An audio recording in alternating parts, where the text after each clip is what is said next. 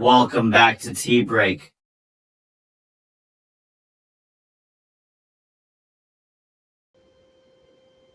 السلام علیکم، welcome back to tea break. آپ کا لقمان سلیمانی آپ کے سامنے۔ ویورز کیسے ہیں آپ؟ ٹھیک ہیں؟ امید ہے انشاءاللہ ٹھیک ہوں گے۔ ویورز آج آپ لوگوں کے ساتھ ایک کہانی شیئر کرنی ہے، ایک سٹوری شیئر کرنی ہے، ایک قصہ شیئر کرنا ہے۔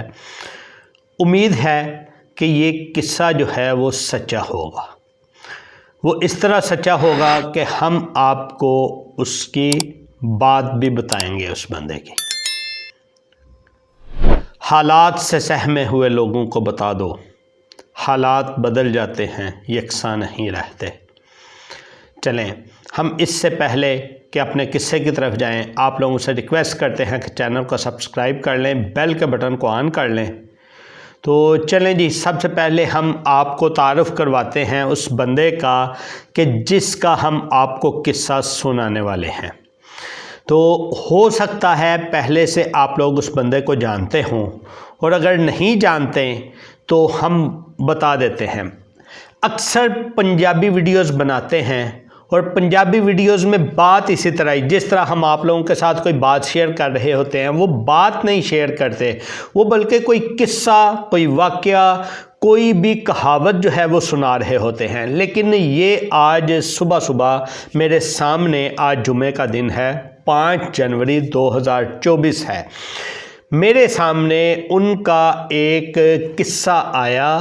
میں نے سوچا کہ چلے میں آپ لوگوں کے ساتھ اس کو ڈسکس کر دیتا ہوں۔ وہ قصہ تھا بہت اہم، آج کل کے حالات کے مطابق بہت زبردست اور فٹ بیٹھ رہا تھا۔ اور دوسرا، اگر اس چیز کو ہم دیکھیں، صرف اس بات کی سمجھ آ جائے نا، صرف اس بات کی سمجھ آ جائے تو میرا خیال ہے کافی سارے معاملات جو ہیں وہ حل ہو جائیں گے انشاءاللہ۔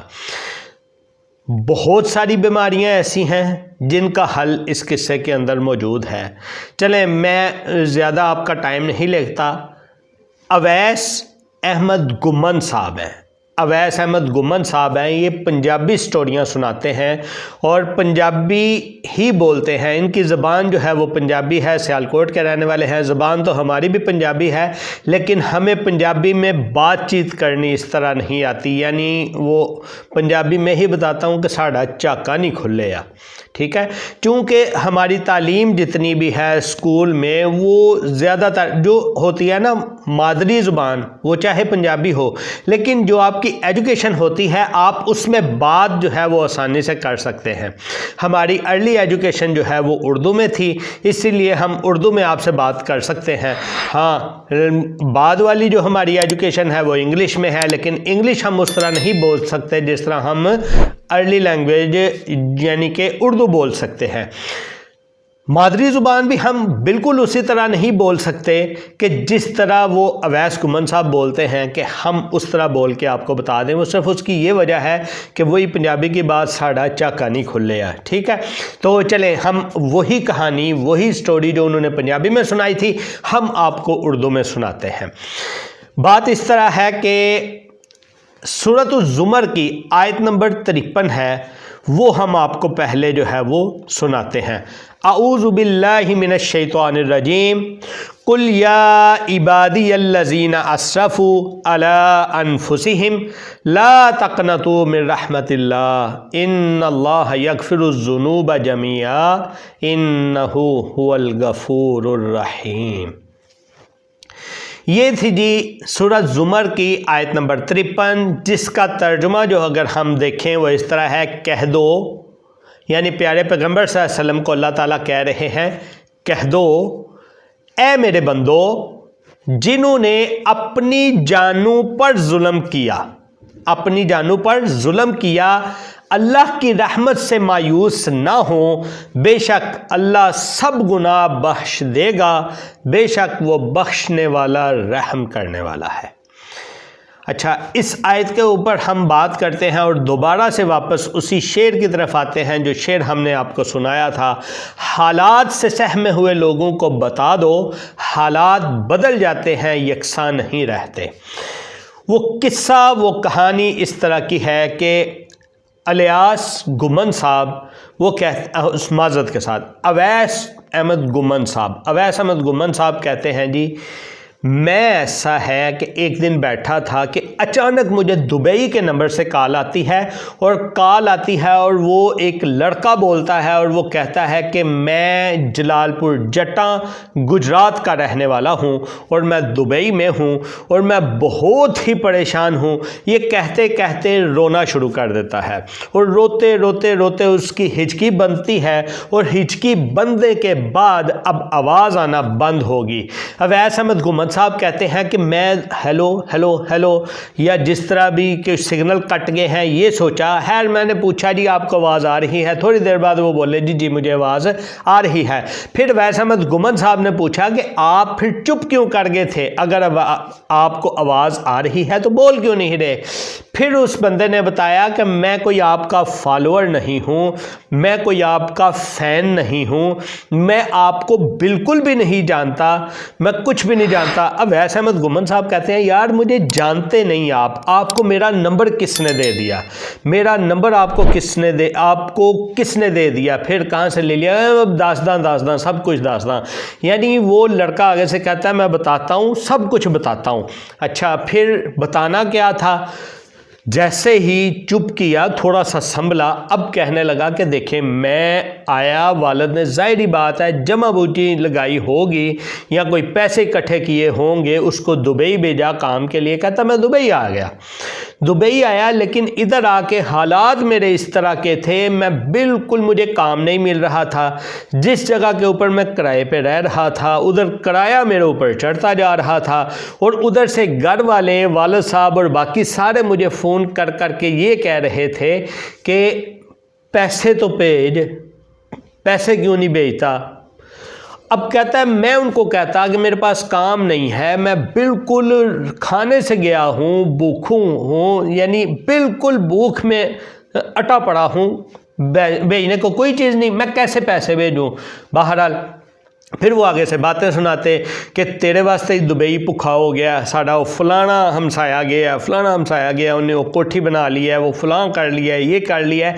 یعنی اس کو آگے سے تانے ملنے کے بعد اب وہ کیا کرتا کہ کہتا ہے میں نے ایسا پروگرام بنا لیا کہ اب کچھ بھی ہو جائے, اب ادھر سے کفیل مجھے اس طرح کا ملا ہے کہ میں کوئی کام نہیں کر سکتا, کام میں پھنسا ہوں, کفیل اچھا نہیں مل سکا مجھے اور مجھے کوئی کام مل نہیں رہا, اور دوسرا گھر والے جو ہیں وہ تانے پہ تانے دیے جا رہے ہیں کہ تو اتھے جا کے انج ہو گیا تو فلاں ہو گیا, اب کیا کروں؟ یعنی اتنا تنگ آیا, اس نے پروگرام بنا لیا کہ بس میں نے اپنی جان ختم کر دینی ہے. کیوں کیسے؟ وہ اس طرح کے اس آخرکار پاکستان ہی جانا تھا, ادھر کا تو شہر ہی نہیں تھا. اس نے کہا جانا تو میں نے پاکستان ہے, تو کیوں نہ ایسا ہو کہ میں زندہ کی بجائے مردہ ہی جاؤں. اب مردہ جانے کے لیے بھی اس نے ایک چیز سوچی, اس نے یہ سوچا کہ میں بلڈنگ کے اوپر چڑھ جاتا ہوں, اس سے نیچے گروں گا اور مر جاؤں گا اور پھر مجھے پاکستان بھیج دیا جائے گا, کیونکہ اتنا میں پھنسا ہوں, نہ میں کرایہ لگا کے پاکستان جا سکتا ہوں, نہ جو ہے میں کھانا کھا سکتا ہوں, میں ادھر مقروض ہوں, میں نے ادھر کرائے کے پیسے دینے ہیں وغیرہ وغیرہ. اس طرح کی جو ہے وہ ساری چیزیں سوچ کے اس نے اینڈ میں رزلٹ یہی نکالا کہ میں بلڈنگ کے اوپر چڑھتا ہوں, ادھر سے میں گر جاتا ہوں. لیکن اس سے پہلے ایک نا تھوڑی سی کہتے ہیں مروت کوئی چیز ہوتی ہے, مروت میں جیسے ایک مروت میں وہ مشہور ہے, ایک پتہ نہیں سچا یا جھوٹا, بہت سارے واقعات ہم سنتے رہتے ہیں کہ بھٹو صاحب کو جب پھانسی دینے لگے نا تو بھٹو صاحب نے آخری وقت میں بولا کہ جی میری اچھی خاصی شیو کریں, مجھے دھلائیں, منہ دھلائیں, نہلائیں, یعنی تیار کریں. اب باقیوں نے پوچھا کہ یار تجھے تو وہ ہو جانی ہے, پھانسی ہو جانی ہے, یہ تیاری کس لیے؟ تو کہتا مجھے لوگوں نے دیکھنا ہے, آخری دفعہ تو دیکھنا ہے نا, تو صحیح انداز میں دیکھیں کہ جس انداز میں میں تھا اسی انداز میں دیکھیں. اچھا اسی چیز کا ہی اس نے ذہن میں رکھتے ہوئے اب تیاری کر لی, وہ خط وغیرہ بنواتا تھا, خط بنوا لی, اچھے سے جو ہے اس کو وہ بال سیٹ کروا لیے کہ اب جا کے میں نے جو ہے وہ چھلانگ لگانی ہے۔ اب چھلانگ لگانے سے پہلے کہتا ہے میں نے صرف موبائل اٹھایا اس لیے کہ میں ایک پیغام نوٹ کروا دوں کہ میری خودکشی کی وجہ میرے کفیل اور میرے گھر والے ہیں، کہ میں اپنے کفیل کی وجہ سے ان حالات میں پھنسا اور میرے گھر والوں نے مجھے جینے نہیں دیا تو میں خودکشی کرنے لگا ہوں۔ اب جب یہ بات ہوئی تو کہتا ہے جیسے ہی میں نے موبائل اٹھایا تو اب اویس احمد گمن صاحب کہتے ہیں کہ اس نے بولا کہ سامنے اویس احمد گمن صاحب کا واقعہ آ گیا، جس میں اویس احمد گمن صاحب نے اپنا واقعہ بیان کیا تھا کہ ایسا ہوا تھا کہ میں جو ہے ایران کے فلاں علاقوں میں گھوم رہا تھا، ادھر بھٹک رہا تھا، میرے پاس کچھ بھی کھانے کو نہیں تھا، میں نے درختوں سے پتے توڑ کے وہ کھائے اور کسی جگہ سے یعنی کچھ بھی ملا وہ کھایا، بہت برے حالات میں گزرا۔ اویس احمد گمن صاحب کہتے ہیں اس بندے نے میری وہ ویڈیو دیکھ لی، ویڈیو دیکھنے کے بعد وہ کہتا ہے کہ اب میں نے مرنے کا ارادہ ختم، خودکشی کا ارادہ ختم، یعنی اب میں نے وہ ارادہ ترک کر دیا۔ اور ترک کرنے وہ اس کی بات کر رہا ہوں، وہ لال پور ڈٹا گجرات کا لڑکا، اس نے ارادہ ترک کر دیا۔ اب اویس احمد گمن صاحب جو سیالکوٹ والے ہیں وہ کہتے ہیں، وہ ویڈیو بناتے ہیں پنجابی والے، بناتے ایک بوجھ تھا ویڈیو بنانے کا، تو یعنی تسلی نہیں ہوتی تھی کہ میں کوئی اچھا کام کر رہا ہوں یا نہیں۔ کہتے ہیں ایک دن ایسا ہوا کہ اس دن پھر میں نے صحیح سمجھا کہ واقعی میں نے یہ جو ویڈیو بناتا ہوں نا، اس نے کم از کم ایک بندے کی جان تو بچائی ہے۔ جی بالکل، تو یہی چیز ہے کہ ہم بھی جو ویڈیو بنا رہے ہیں ضروری نہیں کہ ہر ایک کو یہ فائدہ دے، لیکن اگر ایک کو بھی فائدہ دے دیا انشاءاللہ ہمارے لیے بھی بہتر ہوگا۔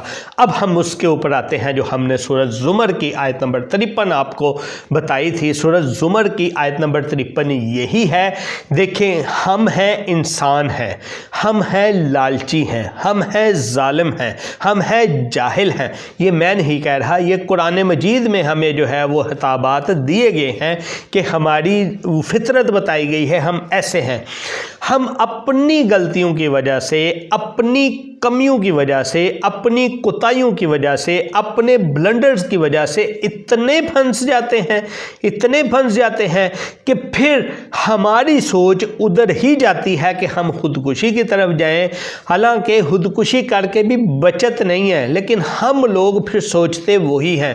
لیکن اس سے پہلے خدا را آپ لوگوں کو میرا ایک پیغام ہے کہ سورۃ زمر کی آیت نمبر 53 ضرور پڑھیے گا اور اس میں یہ اللہ تعالیٰ کا پیغام جو ہے وہ ضرور دیجیے گا۔